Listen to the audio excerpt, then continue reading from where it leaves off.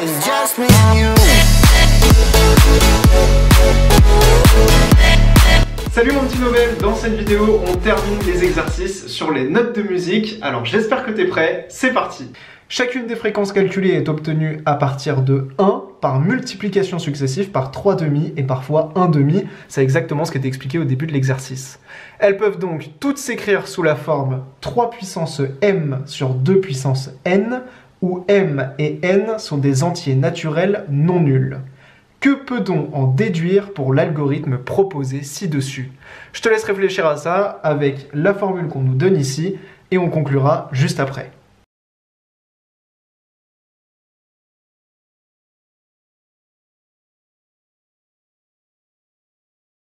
Ok, alors comme tu l'auras compris avec l'énoncé et avec l'algorithme et l'exercice qu'on vient de faire, on voit que tant que f est différent de 1, alors l'algorithme va continuer. On sait donc que l'algorithme va s'arrêter si f est égal à 1. On sait donc que l'algorithme s'arrête si la fréquence est égale à 1. Et on nous dit juste au-dessus que cette fréquence peut s'écrire comme étant égale à 3 puissance m sur 2 puissance n. On peut donc en déduire que l'algorithme s'arrête si f est égal à 1, soit 3 puissance m sur 2 puissance n égale à 1.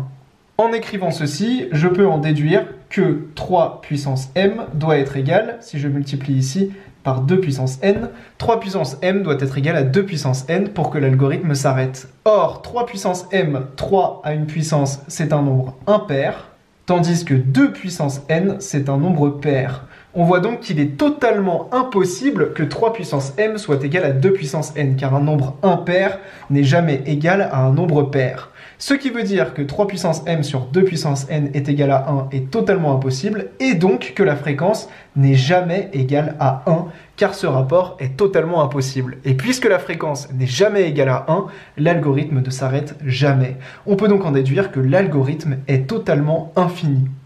L'algorithme qu'on avait au-dessus est donc infini, il ne s'arrête jamais, et effectivement, si je continue d'appuyer sur l'exécution, eh bien on voit que l'algorithme ne va jamais s'arrêter, donc évidemment il faudrait faire ça pendant très longtemps, c'est pas très représentatif ce que je fais ici, mais on peut comprendre le principe, et on voit bien que cet algorithme ne s'arrête jamais, il est totalement infini, ce qui confirme ce qu'on vient de voir, l'algorithme est infini. On va maintenant utiliser le tableau de la question 2 pour justifier le choix de 12 notes dans une gamme construite selon ce principe. Donc je te laisse observer le tableau qu'on a rempli ensemble dans la question 2 et justifier pourquoi dans cette gamme on a pris un total de 12 notes. C'est parti!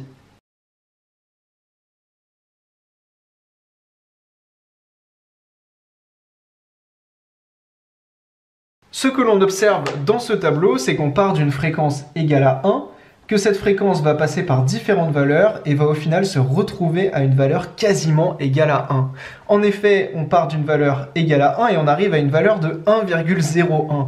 On peut donc observer une sorte de périodicité, une sorte de boucle, c'est-à-dire qu'on a une valeur de départ, notre fréquence va passer par différentes valeurs et va revenir à une valeur environ égale à 1. On peut donc en déduire qu'il y a une sorte de périodicité dans cette gamme et que toutes les 12 notes, on revient à notre fréquence fondamentale. C'est donc pour ça qu'on a choisi 12 notes dans cette gamme construite selon ce principe, car en ayant 12 notes, on couvre toutes les fréquences possibles et on revient à notre fréquence de départ à l'arrivée. On voit donc que l'on revient presque à la fondamentale en la 12e note. On peut donc dire que toutes les fréquences sont couvertes en 12 notes et c'est pour ça qu'on a choisi 12 notes dans une gamme construite selon ce principe. On passe à la 5e question. Si on choisit comme fréquence de référence celle du Do 3, les fréquences réelles des autres notes sont obtenues en multipliant par 262 les fréquences calculées dans le tableau de la question 4. Effectivement, comme on te l'avait dit, on peut prendre notre fréquence de référence égale à 1 pour simplifier les calculs, faire nos calculs sur les fréquences, donc on obtient ici une multiplication de notre fréquence de départ par 3 demi et 1 demi dans certains cas.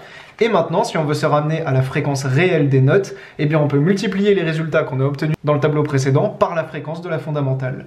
On sait que le Do 3 a une fréquence de 262 Hz. On a donc multiplié les valeurs qu'on a trouvées dans ce tableau par 262 pour trouver les valeurs réelles de notre gamme.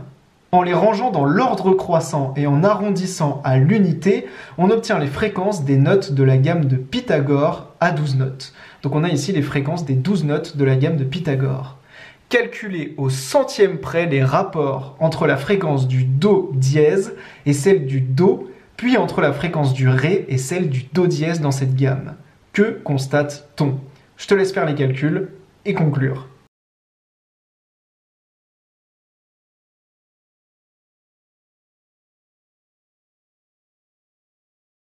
Alors ici, même si tu n'as pas très bien compris le sens de la question, il s'agit simplement d'un calcul. On te demande juste de faire un petit calcul mathématique. On te demande le rapport entre la fréquence du Do dièse et celle du Do, puis entre la fréquence du Ré et celle du Do dièse. On va donc calculer la fréquence du Do dièse divisé par la fréquence du Do, ce qui est égal à 280 divisé par 262, comme on le voit dans le tableau. Et si je fais à la calculatrice 280 divisé par 262, j'obtiens environ 1,07, que je peux donc noter juste ici. Je vais faire pareil entre le Ré et le Do dièse, puisque c'est ce qu'on me demande, la fréquence du Ré sur la fréquence du Do dièse, ce qui est égal cette fois-ci à 295 divisé par 280, ce qui me donne un rapport environ égal à 1,05.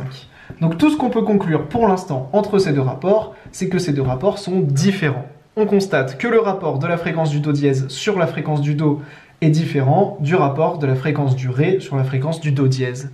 On peut donc en déduire que l'écart entre les fréquences du Do et du Do dièse est différent de l'écart entre les fréquences du Do dièse et du Ré.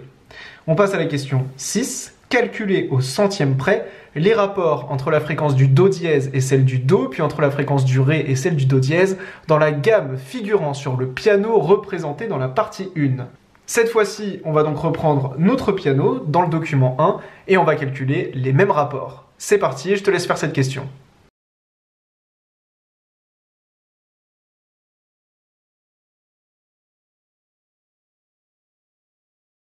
De la même façon, je vais donc faire le rapport de la fréquence du Do dièse sur la fréquence du Do et la fréquence du Ré sur la fréquence du Do dièse. Donc ici, je calcule exactement les mêmes rapports. On passe du Do au Do dièse et du Do dièse au Ré. Je vais donc avoir pour premier rapport 278 divisé par 262, ce qui est égal à un rapport environ égal à 1,06. 1,06. Et entre le Ré et le Do dièse, je vais donc avoir 294 divisé par 278. Et le rapport est également environ égal à 1,06 si j'arrondis au centième près. 1,06. Et donc en arrondissant au centième près, comme c'est demandé dans la question, on peut voir que cette fois-ci les rapports sont égaux.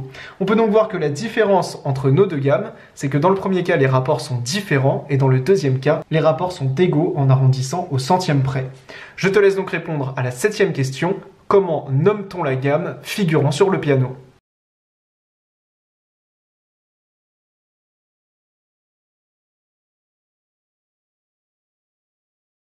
Comme on peut le voir, les rapports entre fréquences de notes successives sont exactement égaux quand on arrondit au centième près. Et bien c'est ce qu'on appelle une gamme à tempérament égal. On peut donc voir que les rapports des fréquences entre deux notes successives de cette gamme sont égaux, et c'est ce qu'on appelle une gamme à tempérament égal. Et effectivement, ce tempérament sera toujours égal. Je peux prendre un autre exemple pour te l'illustrer. Je vais faire le rapport entre le Si et le La dièse, qui sont également deux notes consécutives. Mon rapport va donc être égal à 495 divisé par 467, ce qui est environ égal à 1,06 également. On a donc toujours le même rapport, et c'est ce qu'on appelle une gamme à tempérament égal. J'espère que cette vidéo t'a plu, et dans la prochaine vidéo, on attaque le 3e sujet de bac corrigé. Alors je te dis à tout de suite.